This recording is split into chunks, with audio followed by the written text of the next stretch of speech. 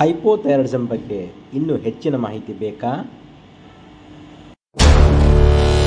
ಈ Hashimoto's thyroiditis ಮತ್ತು hypothyroidism ಇವೆರಡಕ್ಕೂ ಇರುವ ಸಂಬಂಧ ಏನು, ವ್ಯತ್ಯಾಸವೇನು? ಹೈಪೋಥೈರಾಯ್ಡಿಸಮ್ ಬರಲು ಬೇರೆ ಯಾವುದಾರ ಕಾರಣಗಳು ಇವೆಯಾ? ಈಗ ನಾನು ಹೈಪೋಥೈರಾಯ್ಡಿಸಮ್ ಬಗ್ಗೆ ಕಳೆದ ವರ್ಷಗಳಿಂದ ಮಾತ್ರೆಗಳನ್ನು ತೆಗೆದುಕೊಳ್ತಾ ಇದ್ದೇನೆ. ಈಗ ನಿಮ್ಮ ಪ್ರಕಾರ ಹೈಪೋಥೈರಾಯ್ಡಿಸಮ್ ಆಹಾರ ಮತ್ತು ವ್ಯಾಯಾಮದಿಂದ ನಿಯಂತ್ರಣಕ್ಕೆ ಬಂದ ಮೇಲೆ ನಾನು ಟ್ಯಾಬ್ಲೆಟ್ ಬಿಡಬಹುದೇ? ಜೀವನ ಪರ್ಯಂತ ನನಗೆ ಟ್ಯಾಬ್ಲೆಟ್ ತಗೊಳ್ಳೋಕ್ಕೆ ಇಷ್ಟವಿಲ್ಲ. ಹಾಗಿದ್ದರೆ ನಾನೇನು ಮಾಡಬೇಕು?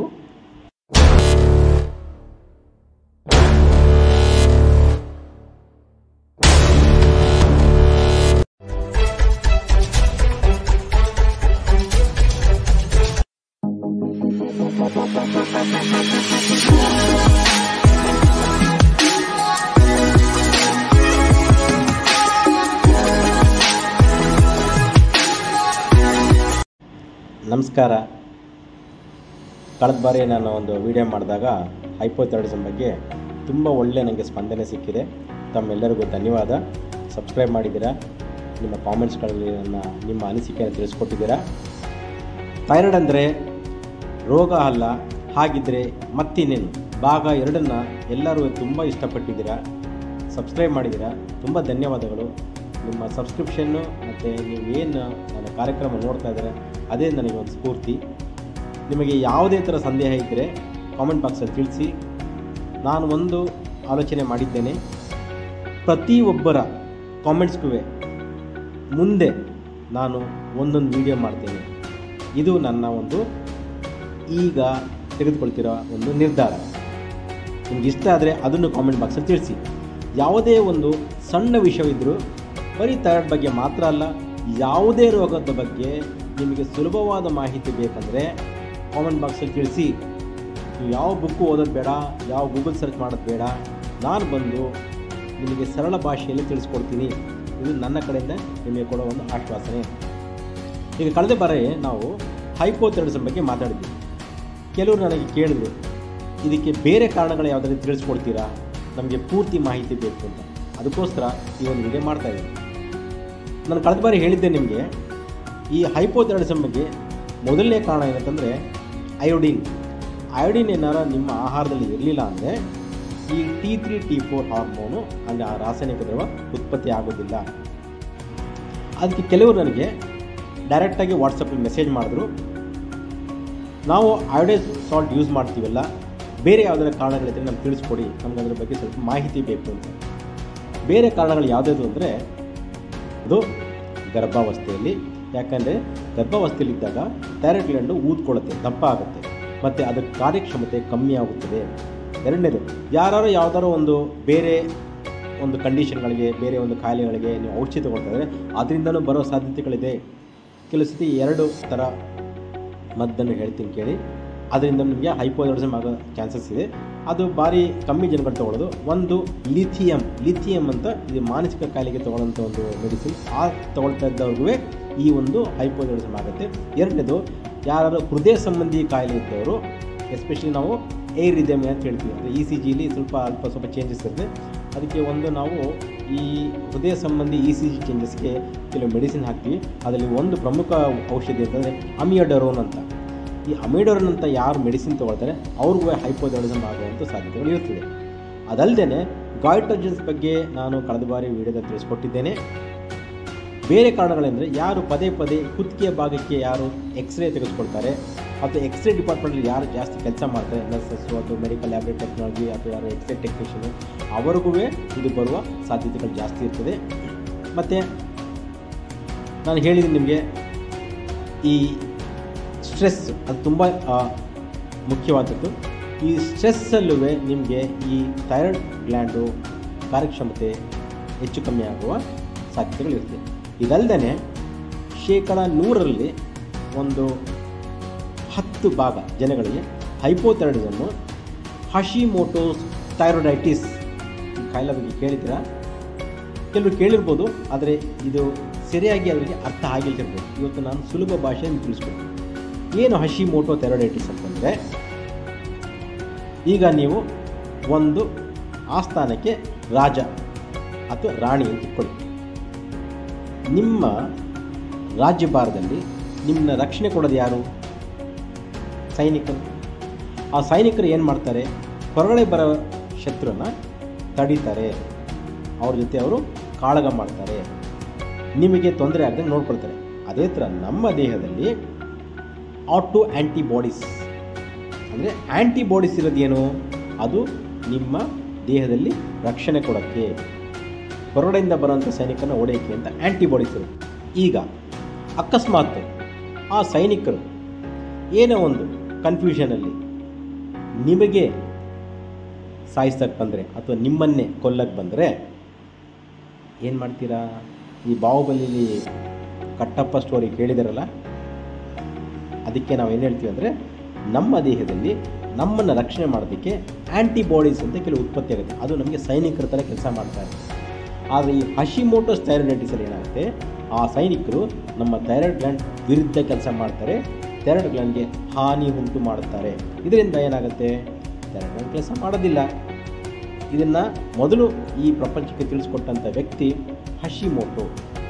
ಅದಕ್ಕೆ ಅವನ ಹೆಸರನ್ನೇ ಇದಕ್ಕೆ ಇಟ್ಬಿಟ್ಟು ಹಶಿಮೋಟೋಸ್ ಥೈರಾಯ್ಡೈಟಿಸ್ ಅಂತ.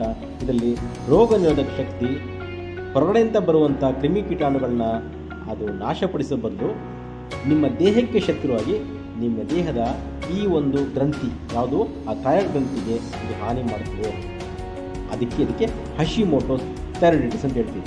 ಒಂದು ವಿಷಯ ಜ್ಞಾಪಕ ಇಟ್ಕೊಳ್ಳಿ, ನಿಮಗೆ ಹೈಪೋಥೈರಾಯ್ಡಿಸಮ್ ಆಗ್ಬೋದು, ಹಶಿಮೋಟೋಸ್ ಥೈರಾಯ್ಡೈಟಿಸ್ ಆಗ್ಬೋದು, ಅಥವಾ ಗ್ವಾಯ್ಟರ್ ಆಗ್ಬೋದು, ಅಥವಾ ಕ್ಯಾನ್ಸರ್ ಆಗ್ಬೋದು. ಯಾವುದೇ ಸಂಬಂಧಪಟ್ಟದಾಗಲಿ ಥೈರಾಯ್ಡ್ಗೆ ಅದರದ್ದು ಎಂಡ್ ರಿಸಲ್ಟ್ ಒಂದೇ. ಏನು? ಥೈರಾಯ್ಡ್ ಗ್ಲ್ಯಾಂಡು ಊದಿಕೊಳ್ಳುವುದು. ಯಾವ ಥರ? ಈ ಒಂದು ವಿಡಿಯೋ ನೋಡಿ.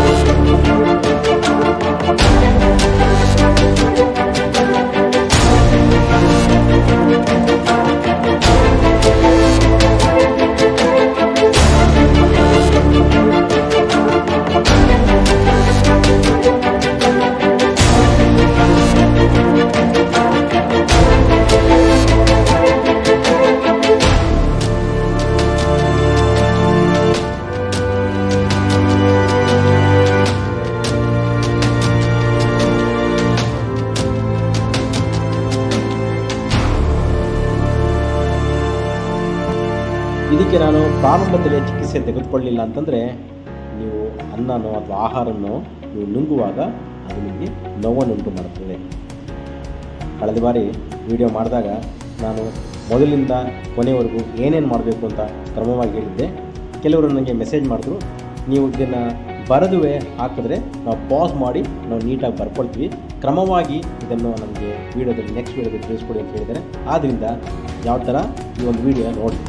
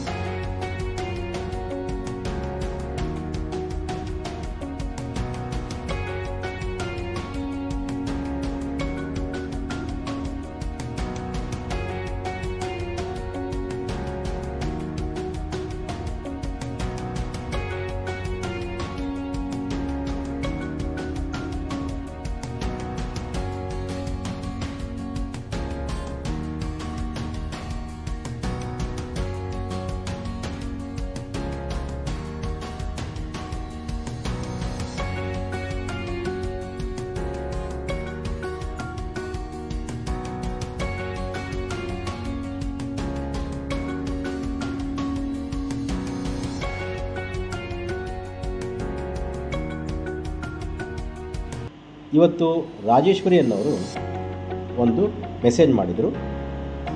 ನನಗೆ ಥೈರಾಯ್ಡ್ ನಾರ್ಮಲ್ ಬಂದ ಮೇಲೆ ನಿಮ್ಮ ಆಹಾರ ಮತ್ತು ಈ ಒಂದು ವ್ಯಾಯಾಮದ ವಿಧಾನದಿಂದ ನಾನು ಟ್ಯಾಬ್ಲೆಟ್ ಬಿಡಬಹುದೇ ಅಂತ ಕೇಳಿದ್ದೆ. ನಾನು ಮುಂದಿನ ವಿಡಿಯೋದಲ್ಲಿ ರಾಜೇಶ್ವರಿ ಅವರ ಪ್ರಶ್ನೆಗೆ ಉತ್ತರ ಕೊಡೋಕ್ಕೆ ಪ್ರಯತ್ನ ಪಡ್ತೀನಿ. ಒಂದು ವಿಶೇಷ ಸೂಚನೆ ಏನೆಂದರೆ, ಇದೇ ಕಾರ್ಯಕ್ರಮನ ನಾನು ಇಂಗ್ಲೀಷಲ್ಲೂ ಮಾಡ್ತಾಯಿದ್ದೀನಿ. ಇದೇ ಚಾನಲ್ ಅದು ಬರುತ್ತೆ.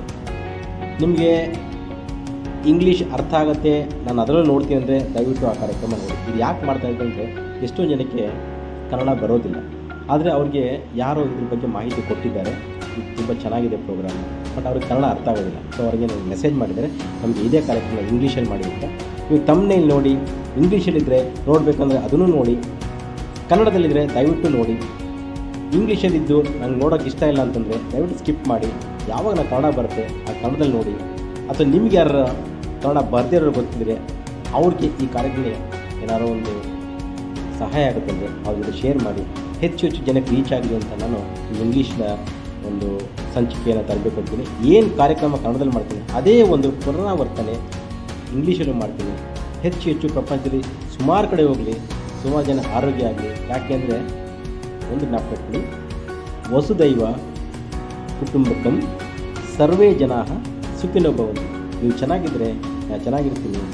ನಿಮ್ಮ ಒಂದು ಆಶೀರ್ವಾದ, ಹಾರೈಕೆ ನನಗೆ ಮತ್ತು ನನ್ನ ಕುಟುಂಬಕ್ಕೂ ಆರೋಗ್ಯ ಕೊಡುತ್ತೆ. ಮತ್ತೆ ಭೇಟಿಯಾಗ. ನಮಸ್ಕಾರ.